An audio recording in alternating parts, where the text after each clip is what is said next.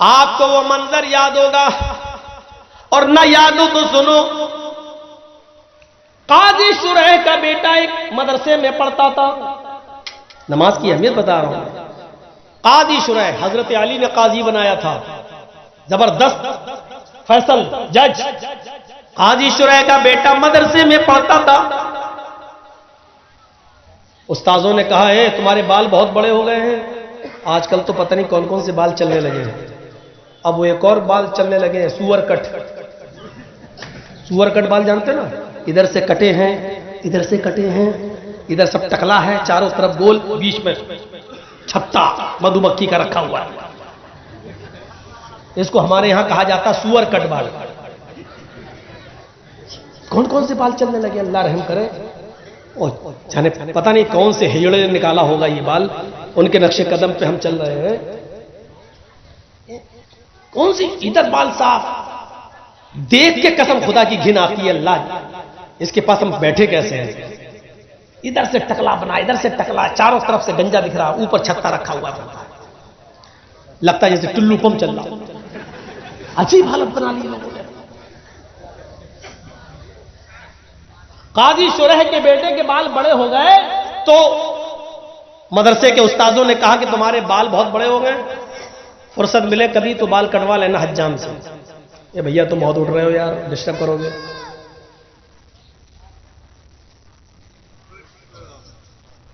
تو بیٹے نے کہا ٹھیک ہے، قاضی شرح کا بیٹا کہا ٹھیک ہے کروا۔ ایک دن اس کو فرصت ملی تو نکل گیا، اس نے سوچا بال کٹوا کے جلدی آ جاتا ہوں، لیکن حجام نے اس کو دکان پہ بٹھا لیا، بیٹے بیٹھ جاؤ، ایک آدمی کے بال کاٹنے کے بعد تمہارا نمبر آ جائے گا۔ اتفاق دیکھیے، جیسے وہ آدمی اٹھا ان کا نمبر آیا، قاضی شرح کے بیٹے کا نمبر آیا، ویسی اذان ہونے لگی مسجد کی۔ لیکن اس نے بال کاٹنا شروع کر دیے تھے۔ اچھا اس زمانے میں گھڑیاں بھی نہیں تھی کہ دیکھ لے چچا اس وقت میں نماز کے بعد آؤں گا، اندازہ ہی نہیں ہو پایا۔ بال کٹنا شروع، ادھر اذان شروع۔ جب تک بال کٹے تب تک جماعت ختم۔ قاضی شرح کا بیٹا بال بنوانے کے بعد، حجامت کروانے کے بعد جب مدرسے آتا ہے، کیا دیکھتا ہے کہ جماعت ختم ہو چکی ہے۔ اس نے وضو بنایا اور مسجد کے اندر اکیلے نماز پڑھ لیا۔ نماز پڑھا اکیلے، سورج بھی غروب نہیں ہوا تھا، تھوڑی سی دیر ہوئی تھی بس، اکیلے نماز پڑھ لیا، لیکن جماعت چھوٹ گئی۔ مدرسے کے اساتذہ نے پوچھا کہ تم کہاں تھے؟ اس نے کہا بال بنوانے میں دیر ہو گئی۔ مدرسے کے اساتذہ نے اس کو عذر نہیں سمجھا، نہیں یہ کوئی عذر نہیں ہے، تو تمہیں سزا کیا دی جائے؟ سزا کے لیے تمہارے باپ کو ہی لیٹر لکھتا ہوں، شہر کے قاضی ہیں سب سے بڑے جج، دیکھے تمہارے باپ تمہارے بارے میں کیا فیصلہ سناتے ہیں۔ اور سنو نوجوانوں، اور اگر ان کے ماں باپ زندہ ہیں تو سنیں، مقدمہ حضرت شرح کی عدالت میں آتا ہے، قاضی صاحب آپ کے بیٹے نے ایسے وقت میں بال کٹوائے کہ عصر کی اذان ہونے لگی، آپ کا بیٹا جب بال بنوانے کے بعد مدرسے میں آیا تو جماعت ہو چکی تھی، اس نے بعد میں نماز پڑھ لی۔ آپ خود فیصلہ کیجئے کہ جماعت چھوڑنے کی سزا اس کو کیا دی جائے۔ قاضی شرح نے اس لیٹر کے پیچھے ایک فیصلہ لکھ دیا اور اپنے قاصد، اپنے ایلچی کے ذریعے ایک موٹا ڈنڈا دے کر بھیجا۔ موٹا ڈنڈا اس قاصد نے مدرسے کے استاد کو دے دیا، جو ہیڈ ماسٹر تھا، جو پرنسپل تھا اس کو دے دیا، لیجیے۔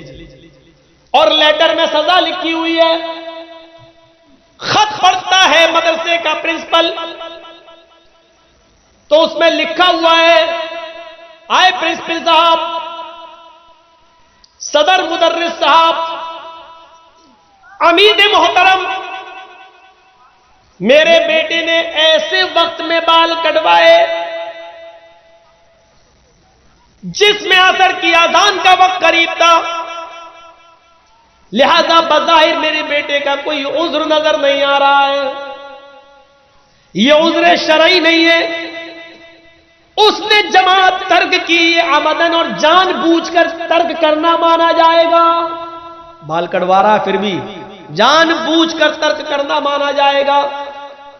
لہذا اس عمدن اور جان بوجھ کر نماز ترک کرنے کی سزا میں یہ سناتا ہوں کہ جو ڈنڈا میں نے تمہیں بھیجا ہے، اس ڈنڈے سے میرے بیٹے کو اتنا پیٹو کہ یہ ڈنڈا 3 ٹکڑوں میں بٹ جائے، اس ڈنڈے کے 3 ٹکڑے ہو جائیں۔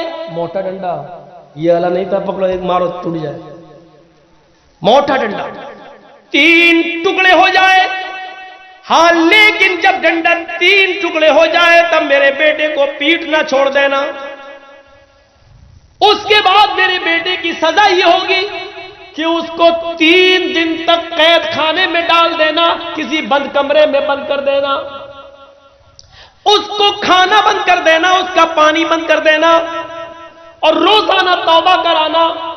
اگر وہ تم سب کے سامنے اقرار کر لے کہ آج کے بعد میں جماعت کو کبھی قصداً جان بوجھ کر نہیں چھوڑوں گا، میں اللہ سے توبہ کرتا ہوں کہ مجھ سے غلطی ہو گئی، وہ میرے گناہ کو معاف کر دے، اگر وہ اس بات کا اقرار کر لے تو 3 دن کے بعد میرے بیٹے کو چھوڑ دینا، اور اس کے بعد مدرسے میں اس کو پڑھانا اور لکھانا شروع کر دینا۔ لیکن اگر 3 دن بھی بھوکا پیاسا رہنے کے بعد بھی وہ توبہ نہ کرے اور اس بات کا اقرار نہ کرے تو اس کو اس کمرے میں اس وقت تک بند رکھنا جب تک کہ وہ بھوک اور پیاس کی شدت سے مر نہ جائے۔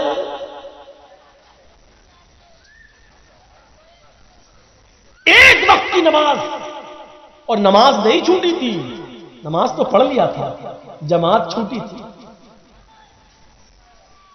ایک وقت کی، وہ بھی بال بنوانے میں۔ ہم اپنے غریبانوں میں جھانک کر دیکھیں کہ ہماری اولاد یہ کون سی نماز ہے؟ ہم جس دکان پر بیٹھے ہوئے ہیں، اذان ہو رہی ہے، باپ حاجی ہے حج کر کے آیا، بیٹے بیٹھو دکان پہ، ہم نماز پڑھ کے آ رہے ہیں، پہلے ہم پڑھانا بعد میں تم چلے جاؤ۔ یہ اسلام کے احکام کرانا مرچنٹ کی دکان نہیں ہے، جو تمہیں پسند آئے وہ کرو گے اور جو نہیں پسند آئے وہ نہیں کرو گے۔ حاجی صاحب جماعت کے ساتھ نماز پڑھ رہے ہیں اور حاجی صاحب کا بیٹا جماعت چھوڑنے کے بعد مسجد میں بعد میں جاتا اور نماز پڑھتا ہے۔ یہ کون سی جماعت اور کون سا اسلام ہے یہ؟ حی علی الصلاح، یہ ندا جو آئی ہے وہ حاجی صاحب کے لیے بھی اور حاجی صاحب کے بیٹے کے لیے بھی ہے، یہ ندا مولانا جرجیز صاحب کے لیے بھی اور مولانا جرجیز صاحب کے 11 سال کے بیٹے کے لیے بھی ہے، یہ ندا امام حرم کے لیے بھی ہے اور مکے کے رہنے والے لوگوں کے لیے بھی ہے۔ یہی آواز حی علی الصلاح سعودیہ کے بادشاہ کے لیے بھی ہے اور سعودیہ کے گلیوں میں بھیک مانگنے والے بھکاریوں کے لیے بھی ہے۔ اسی ایک وقت میں یہی نماز کا وقت سب کے لیے ہے، سب کو ایک ہی وقت میں مسجد میں جانا ہے، ایک ہی امام کے پیچھے نماز پڑھنا ہے، اسی کی ابتدا میں نماز ادا کرنا ہے، ایک دوسرے کو چپک کر کھڑا ہونا ہے، قدم سے قدم ملانا ہے، ٹخنے سے ٹخنا ملانا ہے، کاندھے سے کاندھا ملانا ہے، اپنے دلوں کے کینے اور کدورت اور بغض و عناد کو ختم کرنا ہے، اور ایک ہی ساتھ رکوع میں جانا ہے، ایک ہی ساتھ سجدے میں جانا ہے، اور اس بات کا اعلان کرنا ہے ایک ہی صف میں کھڑے ہو گئے محمود و ایاز، نہ کوئی بندہ رہا نہ کوئی بندہ نواز۔ یہ ندا حی علی الصلاح کی آواز سب کے لیے، اذان کی آواز آتی ہے حی علی الفلاح، آؤ کامیابی کے لیے، کامیابی یہ باپ کے لیے بھی ہے، بیٹے کے لیے بھی ہے، حاجی صاحب کے لیے بھی ہے، اس کے بیٹے کے لیے بھی ہے۔ آؤ اسی وقت میں اپنی دکان بند کرو، اذان کی آواز سننے کے بعد اگر تم نے دکان بند نہیں کی اور مسجد کے اندر نہیں آئے تو جب تک جماعت ہو رہی ہے، اذان ہو جانے کے بعد سے، حی علی الصلاح سننے کے بعد سے، جماعت ہونے تک جتنی تم بکری کر رہے ہو، جتنا مال تم بیچ رہے ہو، اس میں جو کمائی آ رہی ہے وہ حرام ہے، اور اس حرام کمائی کو اگر تم نے مال حلال میں ملا دیا تو وہ مال حلال بھی حرام ہو جائے گا۔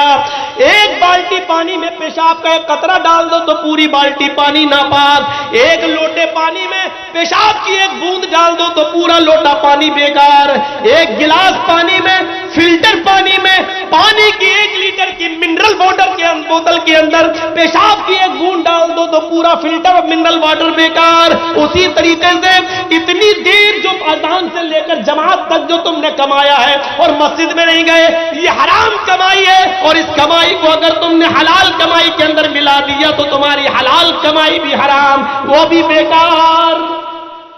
آئندہ نہیں بلائیں گے اس مولوی کو، یہ تو سب کی کھڑیاں کھڑی ہو رہی ہیں۔ میں کیا کروں، اپنے پاس سے کہہ رہا ہوں، نہیں بلاؤ گے مت بلاؤ۔ 10 مہینے سے کہیں پروگرام نہیں ہو رہے تو کیا کسی کی روزی روٹی بند ہو گئی؟